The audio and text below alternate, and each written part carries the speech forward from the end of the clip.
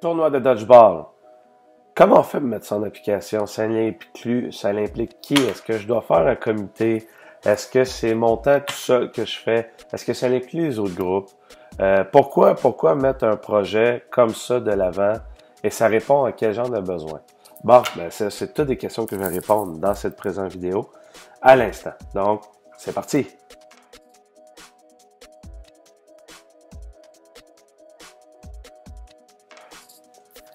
Tournoi de dodgeball. Pourquoi j'ai décidé de mettre ça dans le fond de l'avant?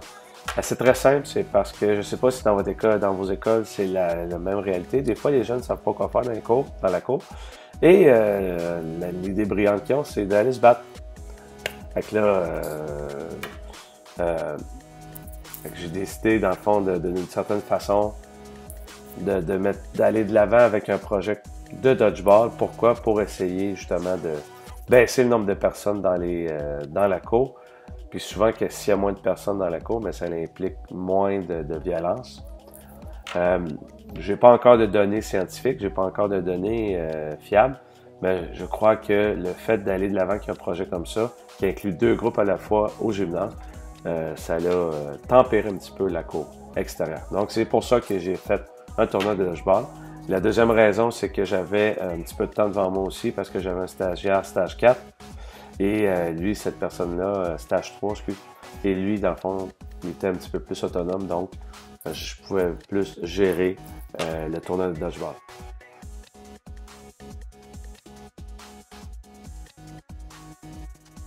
Ça implique seulement ceux et celles qui veulent le faire. Ça implique seulement le comité qui veut s'en charger. Dans notre cas, c'est le comité isoactif. On était 3. Et la majorité du temps, c'était moi et mes collègues, quand il y avait du temps, qui venaient arbitrer les parties et faire les résultats. Donc grosso modo, c'est les personnes qui sont impliquées. Les profs dans les classes dont les groupes venaient s'affronter au gymnase n'étaient pas obligés d'être là. Seulement à leur discrétion si vous voulaient encourager leurs équipes. Sinon, on leur disait, non, c'est un projet clé en main. On s'occupe de tout. Vous, vaquez à vos occupations. Nous autres, on va s'occuper du reste. Donc, c'est quand même un projet qui est intéressant pour les profs, mais qui demande du temps pour le comité. Donc, ça répond à la question. Prochaine question.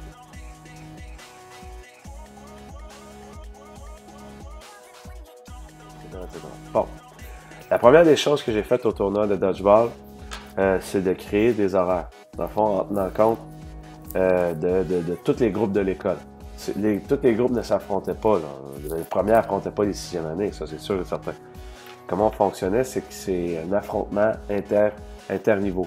C'est-à-dire que les premières années s'affrontaient, mais ils affrontaient aussi les deuxièmes années. Même chose pour les troisièmes s'affrontaient, ils affrontaient les quatrièmes, vice-versa. Même chose pour les 5e années. Et les classes d'accueil, j'ai séparé en fonction de leur âge, c'est-à-dire, mettons 700 et 702, c'était pour le premier cycle. Donc, ils affrontaient les premières et les deuxièmes années. Donc, là, je comptais le nombre de groupes par niveau.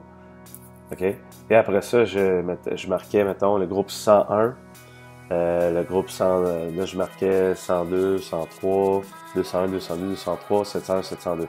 Là, j'avais tout ça. Ils devaient s'affronter au moins une fois. OK? Et que là, après ça, je faisais des matchs. C'est pas évident, je vous le dis tout de suite, là. Mais ça, c'est un travail qui nécessite au moins un bon 2-3 heures.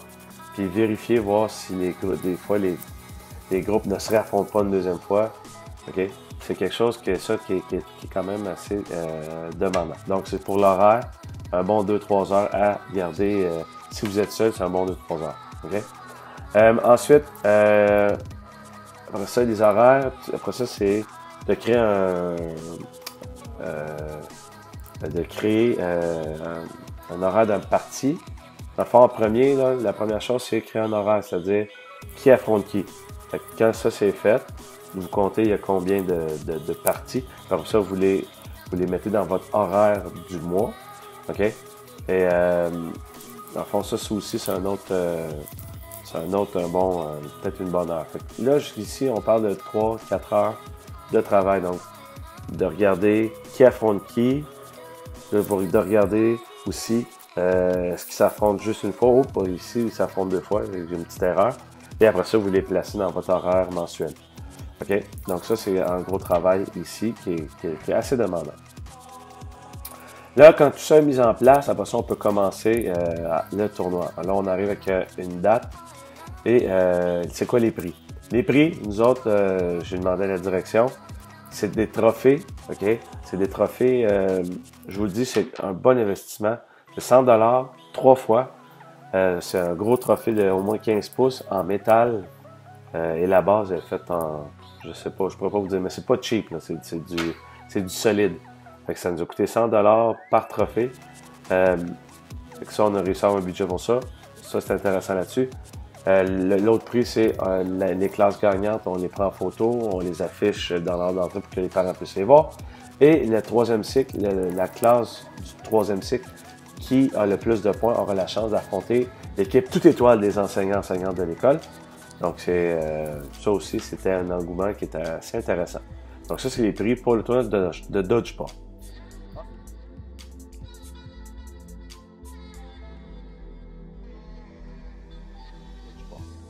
Ensuite, après ça, les règlements. Comment on mettait en route une partie? La première chose que je disais aux élèves, je les assoyais. Là, j'expliquais les règles. Il y a 3 ballons au milieu, 2 ballons bleus, un ballon rouge. Ballon bleu lancé par tout le monde. Ballon rouge seulement lancé par les filles. Si un garçon lance un ballon rouge, il est automatiquement éliminé. Si une fille lance un ballon bleu, elle n'est pas éliminée, elle pouvait continuer à jouer. Ensuite, est-ce qu'on avait le droit de bloquer un ballon si j'en ai un dans les mains? Oui, tu n'es pas éliminé si tu bloques ça. Toutes les parties du corps comptent, sauf le visage. Ensuite, comment on fait pour recharger un ballon? Parce que le départ, comment ça fonctionnait, c'est que tout le monde touchait au mur du fond du gymnase. OK? Et au signal, ils partaient à courir, récupérer les ballons, mais ils ne pouvaient pas s'éliminer automatiquement. Ils devaient recharger le ballon. Comment ils faisaient ça? Moi, on joue à l'intérieur du rectangle de volleyball. Et pour recharger un ballon, on doit reculer derrière la ligne de 3 mètres. Si vous n'avez pas de ligne de 3 mètres, c'est-à-dire une ligne centrale, là, vous mesurez 3 mètres. Si vous n'avez pas cette ligne-là, vous pouvez prendre du tape. Dans le fond, ils vendent ça chez 4 Sports. Je pense que c'est 6 $ le tape. Donc, vous pouvez mettre ça là le temps du tournoi. Et ensuite, les personnes ont le droit de lancer les ballons. Personne n'a le droit de sortir des terrains plus que 5 secondes. Sinon, il est automatiquement éliminé. Évidemment, si le ballon sort du terrain, les personnes peuvent aller le chercher. Je lance le ballon sur Steve. Steve attrape mon ballon. Je suis éliminé. Et donc, je m'en vais sur le côté. Je lance le ballon sur Steve. Il l'échappe. C'est lui qui est éliminé. Il s'en va sur le côté. Une seule façon de revenir sur le jeu, si quelqu'un de mon équipe attrape le ballon. La première personne qui est éliminée revient sur le jeu. S'il y en a 6 qui sont éliminés et j'attrape le ballon, c'est pas les 6 qui reviennent, c'est la première, c'est dans l'ordre, dans le fond, dans l'ordre que tu as été éliminé, se place en rang, OK? Et la première personne éliminée revient sur le jeu si je l'attrape. Donc, la partie se termine si toute une classe au complet est éliminée ou la durée de la récréation est terminée aussi. Donc, c'est 15 minutes pour nous autres dans ce cas-ci. Je mettais toujours un tableau indicateur, je mettais 15 minutes et souvent, c'est la durée de la cloche. Ensuite, d'autres règlements. Si jamais il reste seulement une personne dans chacune des équipes, ils ont une espèce de défi, ça s'appelle la défi de mort subite. Moi, ça m'est jamais arrivé en 20 heures. Par contre, ça peut peut-être arriver, je vous l'explique. Vous placez des pastilles, c'est des espèces de morceaux en caoutchouc, OK, qui sont à peu près peut-être 10 pouces de circonférence, à peu près grosso modo, peut-être je me trompe, peut-être un peu plus, un peu moins, c'est pas grave. Vous prenez ça, vous les placez à 5 mètres de distance, face à face, avec un ballon juste en avant de la pastille. Fait que les deux personnes se placent, les deux pieds collés sur la pastille, ils ne peuvent pas lever les pieds, ils ne peuvent pas quitter la pastille. OK, l'arbitre va dire un signal. Lorsque c'est donné, les personnes récupèrent le ballon et ont une seule chance de pouvoir faire quelque chose avec le ballon. Soit bloquer, soit lancer, ou soit de laisser tomber leur ballon et de l'attraper, le ballon de la personne en face d'elle. Si jamais les deux personnes lancent et ça rate la cible, on recommence. Okay? Jusqu'à ce qu'il y ait une élimination. Quand la personne est éliminée, là, dans le fond, c'est l'autre classe qui gagne automatiquement. Et toutes les personnes éliminées. Ça, c'est un autre règlement aussi.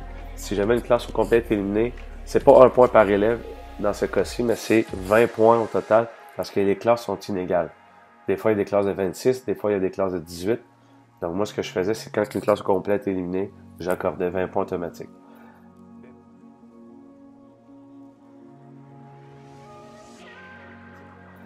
Bémol, ça serait à vous de le déterminer. 20 points, c'est quand même beaucoup.